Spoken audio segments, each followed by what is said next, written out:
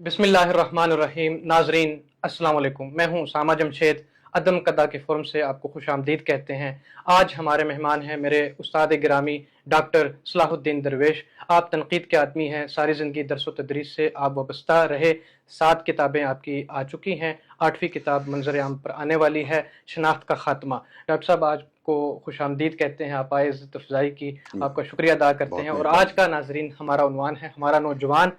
कजबीनी का तदारुक और फ़िक्री अमन अमान। डॉक्टर साहब, ये कजबीनी के हवाले से मसलन आपको मैं ये एक अर्ज़ करता हूँ कि अब जो हमारी नौजवान में, मैं अपनी भी बात करता हूँ, शामिल करता हूँ अपने आप को, कि तसव्वुर वाज़ेह नहीं है। कोई भी एक मामला है, चाहे वो सियासी है या कोई समाजी है, उसमें बैक वक्त हम देखते हैं हमारे जो अकाबरीन हैं, असातिज़ा हैं और जो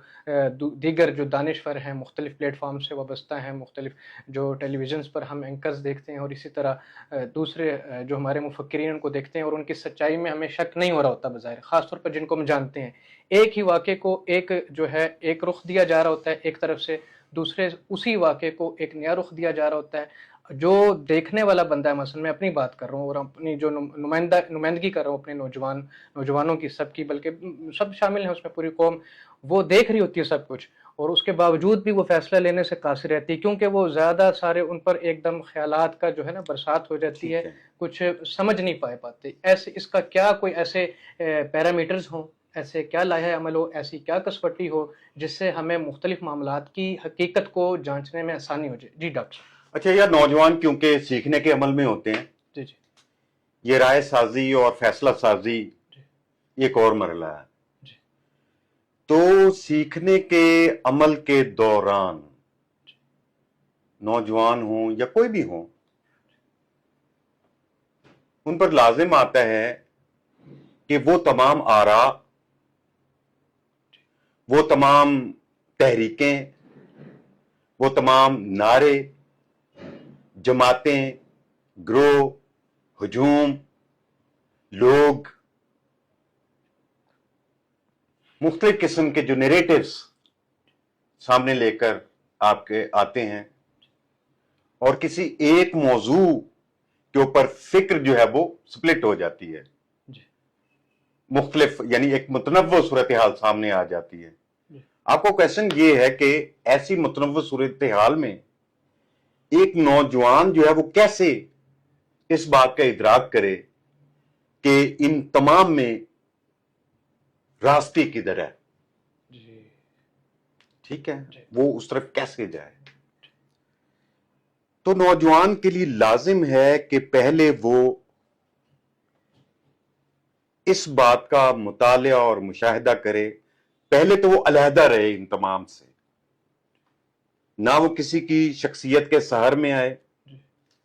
ना किसी की सोच का, नजरिए का, आइडियोलॉजी का हिस्सा बने, ना किसी नारों के साथ मिलकर हम आवाज होकर नारे मारना शुरू कर दे, ना वो किसी तहरीक का एक्टिव मेंबर बनकर अपने सारे वजूद को उसमें डिसॉल्व कर दे।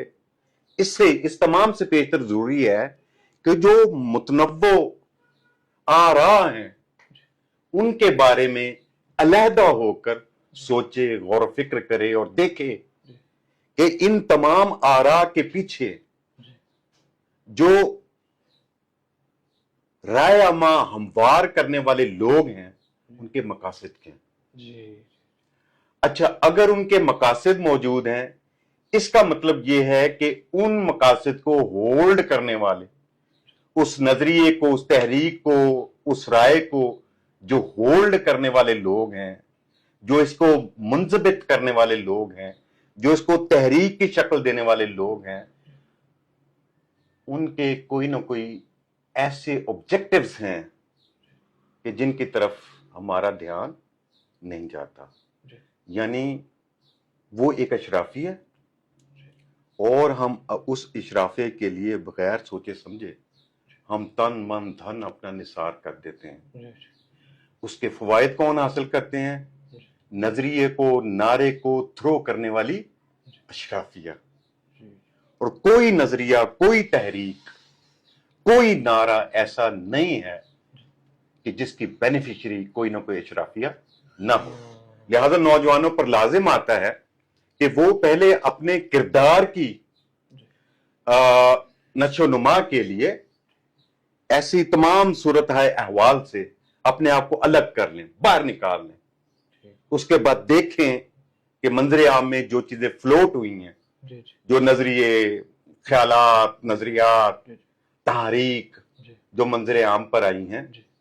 اس میں سب سے پہلے اس بات کو تلاش کریں کہ اس کے مقاصد کیا ہیں، ان کے بینیفیشریز کون ہیں، اور اس کی اشرافیہ کون ہے، اور ان کے انجام وغیرہ آگے جو وہ تو پھر آپ آگاہ ہو سکتے ہیں نا۔ یعنی کہ آپ کی بات سے ڈاکٹر صاحب یہ سمجھ آ رہی ہے کہ خود آگاہی، پہلے اپنے آپ کو ویل ایجوکیٹ کیا جائے، آگاہی لی جائے، سارے جو اس کے جو میرٹس ڈی میرٹس ہیں وہ سارے اچھی طرح دیکھا جائے، اور جس طرح اسٹیڈیم میں اگر آپ اندر ہیں تو آپ اندر کی صورتحال ہی دیکھ رہے ہیں، یعنی کہ آپ خود اپنے آپ کو باہر لائیں اور وہاں سے ساری صورتحال دیکھیں۔ جی ڈاکٹر صاحب، اس میں آگے اب مثلا ہمارا یہ ایک معاملہ بھی ہے کہ ایک امنی فکری امن و امان، یعنی کیسے جو ہے ہم اپنے آپ کو امن میں لا سکتے ہیں، بے چینیوں سے، دشواریوں سے، اور جو ایک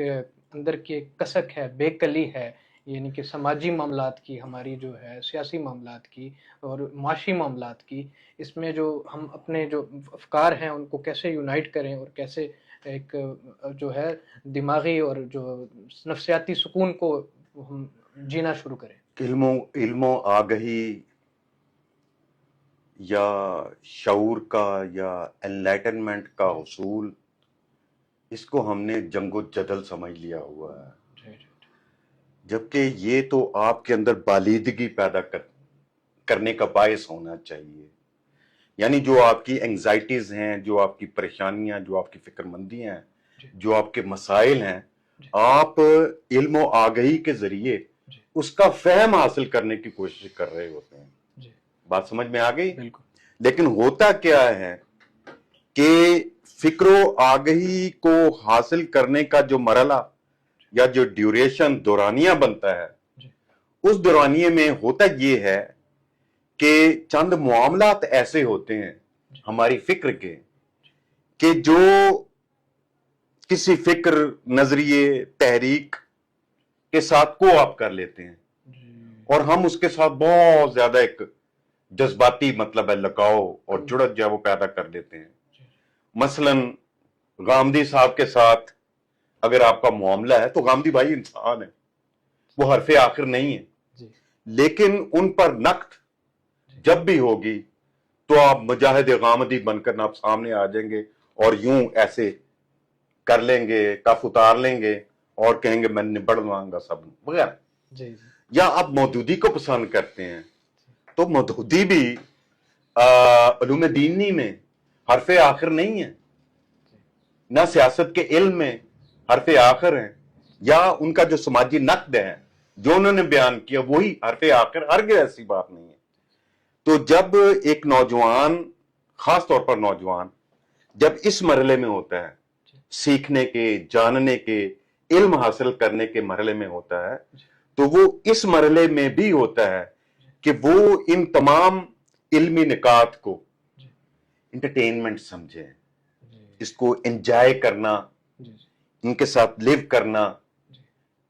میں یہ کہہ رہا ہوں کہ آپ کسی ایک خاص رخ کی طرف اپنی طبیعت کے میلان کے سبب بھاگنا نہ شروع کر دیں،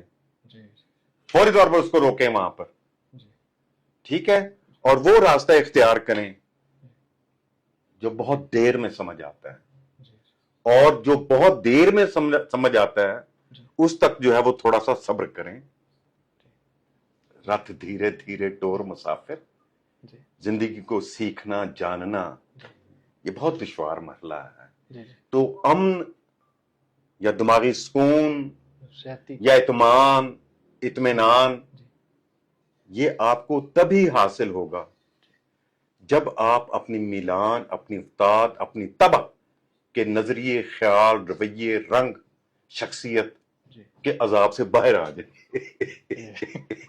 یعنی کسی بھی ایسی شخصیت کو، ہستی کو، نظریے کو، سوچ کو حتمی اور قطعی مت سمجھے، اور سمجھے کہ اس سے آگے بھی بہت سے جہاں موجود ہیں۔ فار ایگزامپل، جب میں نے کام کیا علامہ اقبال کی فکر اقبال کا المیہ میری کتاب ہے، آپ جانتے ہیں۔ اچھا، اس کتاب میں ظاہر ہے کام ان کے خطبات پر بھی تھا، تو خطبات کے شروع میں جو انہوں نے پریفیس لکھا ہوا ہے، اقبال نے خود بتایا ہوا ہے کہ وہ تمام باتیں، خیالات یا نظریات جو میرے ان خطبات میں بیان ہوئے ہیں، یہ قطعی اور آخری نہیں ہے، یہ حرف ہائے آخر نہیں ہے، یہ اس کے بعد اور اس کے بعد ٹھیک نوع انسانی نے، اس کے مستقبل نے ابھی کیا کیا کچھ دیکھنا ہے۔ تو اقبال نے خود کہا کہ میں حتمی اور قطعی نہیں ہوں، لہذا اگر کوئی شخص اپنی بات کو وزن دینے کے لیے اقبال کو بطور استدلال پیش کرتا ہے، فائنل اتھارٹی کے طور پر پیش کرتا ہے، اس کا مطلب یہ ہے کہ اس کا اپنا جو ذاتی اخذ و استفادہ ہے وہ اقبال کے پیچھے رک گیا ہے، اس کا جو ارتقا ہے، جبکہ اس کو اقبال سے آگے نکلنا چاہیے۔ جی اچھا ڈاکٹر صاحب، آپ نے بہت اچھا ایک تفصیل سے ہمارے اس حوالے سے بتایا۔ اب کوئی آخری کوئی ہمارے نوجوانوں کو کوئی ایک آخری نصیحت کی اور کوئی دانست کی کوئی بات آپ کرنا چاہیں کہ اب ہمارا جو ایک موجودہ تناظر بھی چل رہا ہے، جو ایک قومی سطح پر جو ایک منظرنامہ ہے، اس پر آپ کوئی یار بات یہ ہے، جی جو ادارے جو کرتے ہیں وہ ان کی ذمہ داری، بالکل، جو ادارے جو نہیں کرتے ان کی ذمہ داری، ٹھیک ہے، جو کام کاج کے لوگ ہیں کرتے ہیں ان کی ذمہ داری، کام کاج کے لوگ نہیں کرتے یہ ان کی ذمہ داری۔ آپ صرف نشاندہی کر سکتے ہیں، بتا سکتے ہیں بھئی یہ ان جگہوں پر مسائل ہیں، ان کو میں یوں ایڈریس کرتا ہوں، ریاست یوں ایڈریس کرے، معاشرہ یوں کرے، محلہ یوں کرے، جماعت یوں کرے، فرد یوں کرے، اس سے زیادہ ہر بندہ اپنی ذمہ داری کو، لیکن وہ جو پیچھے ہم نے بات کی ہے، لیکن کسی ہجوم کے پیچھے، کسی جماعت کے پیچھے، کسی نظریے، کسی آئیڈیالوجی کے پیچھے لگ کر اپنے آپ کو سپائل مت کریں، ان کا کارکن اور ورکر بن کر بھئی آپ لیڈر بن ٹھیک ہے نا، یعنی ایک سپاہی تو سپاہی ہے۔ ڈاکٹر صاحب ایک ذرا وہ معصومانہ سوال ہے، آپ کارکن کو بننے کو جو ہے نا وہ کہتے ہیں اس کی وہ منفی کر رہے ہیں اور لیڈر ہمارے نفسیات ہیں، کارکن ہی نہیں بنیں گے لیڈر آپ کو دو کس طرح مانیں گے؟ ولیم رائخ ہیں، وہ مطلب ہے نیٹشے سے انہوں نے سارا اثر جو ہے وہ قبول کیا، اور نیٹشے کی فلسفی کو پھر انہوں نے سائیکالوجی میں ان کو پڑھتا، ولیم رائخ ان کا نام ہے۔ تو وہ یہ کہتے ہیں کہ بھائی آپ کے مختلف طبقات میں ایسے بے شمار طبقات، کمیونٹیز، لوگ، گروہ موجود ہوتے ہیں کہ جو جرنیل بننا ہی نہیں چاہتے، یہ نہیں کہ ان میں اہلیت یا پوٹینشل نہیں ہوتا، ان کے اندر وہ کہہ رہا ہے کہ ان بلٹ ہوتا ہے کہ وہ کسی افسر کو سلیوٹ کریں، کورنش بجا لائیں، کسی کی تابع داری کریں، کسی کی کاسا لیسی فرمائیں، ٹھیک ہے، اہلیت موجود ہے، لیکن ان کی تباہ کا جو بحران ہے وہ ان کو اس طرف لے جاتا ہے۔ مینز ٹو سے سب نے تو مطلب ہے ہیروز نہیں بن جانا ہوتا، لیکن ٹارگٹ آپ کا ہیرو ہونا چاہیے یار، یہ میں کہہ رہا ہوں۔ آپ کہاں پر ناکام ہوتے ہیں، کہاں منہ کے بل گرتے ہیں، اوندھے منہ گرتے ہیں، یہ ایک الگ کوشچن ہے، لیکن اسٹرگل فار دا بیسٹ اس کا۔ اچھا ڈاکٹر صاحب، بس آخری کوئی ایک مزید اسی پر دوبارہ بات کرتے ہیں کہ خلفشار جو مزید ابھی یعنی کہ تشنیگی تھوڑی ہے کہ جو ایک مختلف تصورات کا اور مختلف خاص طور پر مثلا ایک بھرمار ہے، سوشل میڈیا پہ دیکھتے ہیں ایک دوسرا ریل کی طرح ایک تصور ادھر سے آ رہا ہے، ایک نظریہ ادھر سے آ رہا ہے، ایک خبر ادھر سے آ رہی ہے، اور پھر ایک جو ہے وہ ملمہ سازی بھی ہے، اور بیچ میں غلط بیانیے بھی آ رہے ہیں، اور پھر کچھ ایک باقاعدہ پیڈ بھی ہے، پروپوگینڈا ہیں۔ ان سے بچنے کے لیے ایک آگاہی کا کیا معیار ہونا چاہیے, اور ڈاکٹر صاحب پختہ کاری کی آپ کو کیا کسوٹی بتائیں کہ انسان کب پختہ کار اپنے آپ کو سمجھے, اس سے پہلے وہ طالب علم بن کر ہی ساری چیزوں کو پرکھے اور پوچھتا رہے مسلسل. یہ اس کا مثلا آپ اس پہ جتنی جامع گفتگو کر سکتے ہیں اس کی, یعنی کہ تاکہ ایک ہماری جو ایک تشنگی ہے وہ اس کو کوئی ایک تھوڑا کچھ سکون, ایک تسکین ہو. پختہ ذہن وہی ہوتا ہے جو اس بات سے آگاہ ہوتا ہے کہ ریاست میں, معیشت میں, سیاست میں, سماج میں, محاذ جنگ میں وغیرہ جو کچھ ہوا میں اس سے الگ, علیحدہ اور آزاد ہوں. نتائج کی ذمہ داری وہ لوگ بھگتے ہیں کہ جو اس کے ذمہ داران ہیں. لہذا جو نوجوان ہیں, جیسے آپ نے کہا کہ پیڈ کنٹینٹ آتا ہے, تو کون سا پیڈ کنٹینٹ ہے, کون سا پیڈ کنٹینٹ نہیں ہے, وہ تو مسلسل ایک طوفان جو ہے, فلڈ, وہ نہ لڑکتا چلا جا رہا ہے, اس کے ساتھ ساتھ ہم سائیکولوجیکلی مطلب ہے وہ اس کا شکار ہوتے چلے جا رہے ہیں. بالکل, جبکہ یہ نہیں ہونا چاہیے.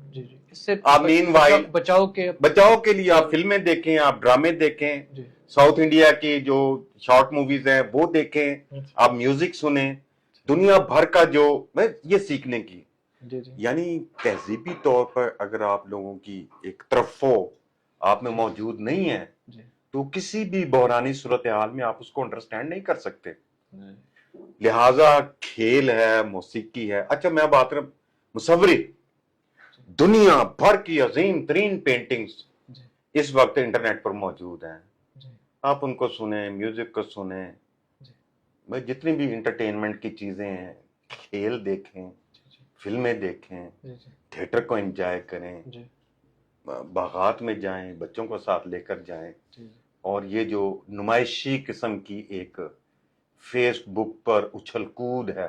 اس کو بطور انٹرٹینمنٹ انجوائے کریں, اور اس سے باہر نکل کر علیحدہ رہیں.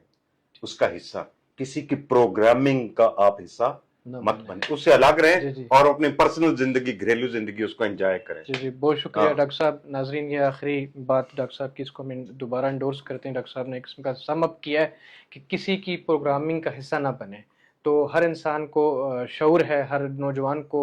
شعور ہونا چاہیے, ٹھیک ہے, اور مسلسل اپنے سیکھنے کا اور مختلف کثیر ثقافتی عمل کا, جیسے ڈاکٹر صاحب نے بتایا کہ جائیں, مختلف جگہوں پر جائیں, مختلف فنون کو دیکھیں, مختلف علوم کو دیکھیں, اساتذہ سے وابستہ رہیں, اپنی جو ہے وہ بڑھوتری اور جو ہے فکری جو ہے ترقی پر آپ کام کریں, اور انشاءاللہ نئے موضوع کے ساتھ دوبارہ حاضر ہوں گے. تب تک کے لیے اجازت دیجیے. بہت شکریہ. اللہ حافظ.